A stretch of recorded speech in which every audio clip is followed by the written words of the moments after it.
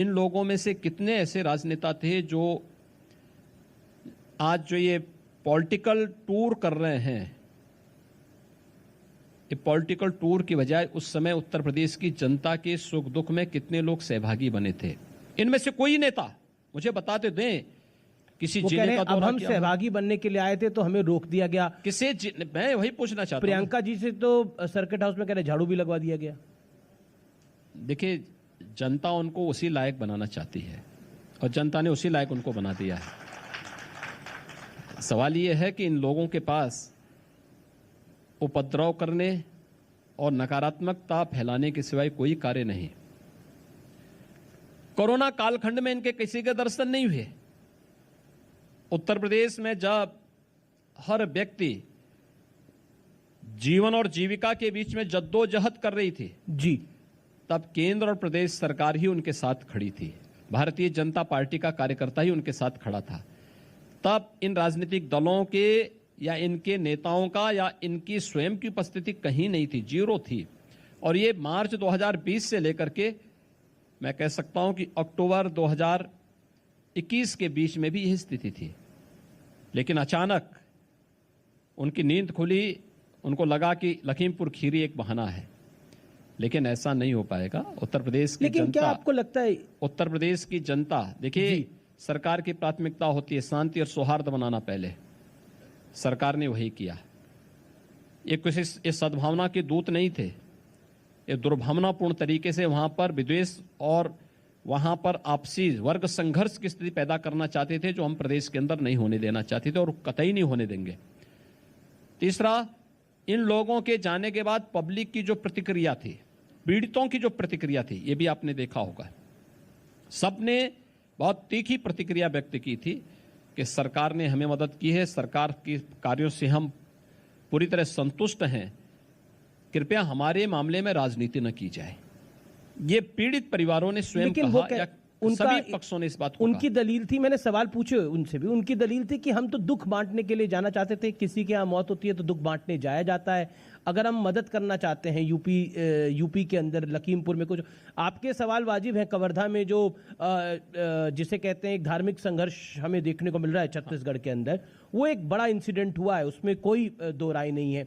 लेकिन उनका कहना था कि अगर हम लखीमपुर में किसी की मदद कर रहे हैं तो बीजेपी वालों को तकलीफ क्यों हो रही है? नहीं, सवाल यह है कि आप अपने कवर्धा को क्यों नहीं संभाल पा रहे हैं? क्या वहां सहानुभूति व्यक्त करने के लिए गए? जिन किसानों को गोली से वहां भूना गया छत्तीसगढ़ में, क्या उनके साथ ये कभी खड़े हुए? उनके साथ तो कभी नहीं खड़े हुए। पर यहाँ आप जानते हैं प्रियंका वाड्रा हैं और प्रियंका वाड्रा महासचिव हैं। एक ये भी कारण हो सकता है। सिद्धू भी आ रहे थे, ये लोग 1000 गाड़ियों के साथ। कोरोना काल खंड में भी आ सकते थे। कोरोना में जब प्रथम लहर कोरोना की आई थी तब भी लोग आ सकते थे। 40 लाख प्रवासी कामगार उत्तर प्रदेश के अंदर आए, उनके प्रति भी इनकी सहानुभूति होनी चाहिए थी। तब नहीं, तब झूठे हमें 1000 बसेज के नंबर दिए थे कांग्रेस ने, तो उन बसेज को बॉर्डर पे लगाना है प्रवासी कामगार और श्रमिकों को सुरक्षित घरों तक भेजने के लिए। तो हमने विभिन्न जनपदों के आरटीओ को भेजे कि भाई आपके जनपद से संभवतः ये बसेज होंगी, आप इसको देखिए, कंफर्म करिए कि ये बसेज हैं। अब आश्चर्य करेंगे, वो बसेज नहीं थी। जो कंडम ट्रक थे या स्कूटर के नंबर थे, स्कूटर के नंबर दे दिए थे हम लोगों को बस के नाम पर। इतना भद्दा मजाक प्रदेश की जनता की और पीड़ित बंधुओं की जा रही थी, जो अपनी रोजी रोजगार छीनने के बाद प्रदेश के अंदर वापस आ रहे थे। ये कांग्रेस कर रही थी, कोई और नहीं कर रहा था। ये लोग तो जीवन के साथ खिलवाड़ करने वाले लोग हैं। क्योंकि गृह राज्य मंत्री हैं अजय मिश्र टेनी, उनके सुपुत्र इसमें इन्वॉल्व हैं, उनको बचाने के लिए सारी कवायद हो रही है। कई सारे वीडियोस भी सामने आए हैं। हमने मुख्यमंत्री देखिए, कोई वीडियो अभी तक इस प्रकार का नहीं। हमने तो नंबर भी जारी किया है जी कि अगर किसी के पास कोई साक्ष्य है तो इस पे अपलोड करें। और हमने कहा ना, दूध का दूध और पानी का पानी होगा। अन्याय किसी के साथ नहीं होगा। कानून को हाथ में लेने की छूट भी किसी को नहीं दी जाएगी, लेकिन किसी के दबाव में भी कोई कार्रवाई नहीं होगी। क्योंकि अजय मिश्रा के घर एक नोटिस चस्पा करा पुलिस ने कि आशीष मिश्रा हाजिर हों। वो अभी तक हाजिर हुए नहीं है। अभी तक ऐसी जानकारी नहीं आई है कि वो हाजिर हुए हैं। क्या आशीष मिश्रा फरार है, ये मान सकते हैं? देखिए, पुलिस की ओर से एक एसआईटी गठित की गई है जी। और एक जुडिशियल कमीशन भी गठित किया गया है। जुडिशियल कमीशन इस बात को लेकर पूरी घटना की कारणों की जानकारी के कारणों के बारे में उसकी छानबीन करेगा और एसआईटी सीनियर अधिकारी, इसमें डीआईजी स्तर के अधिकारी हैं, एडिशनल एसपी स्तर के अधिकारी हैं, एसपी स्तर के अधिकारी हैं।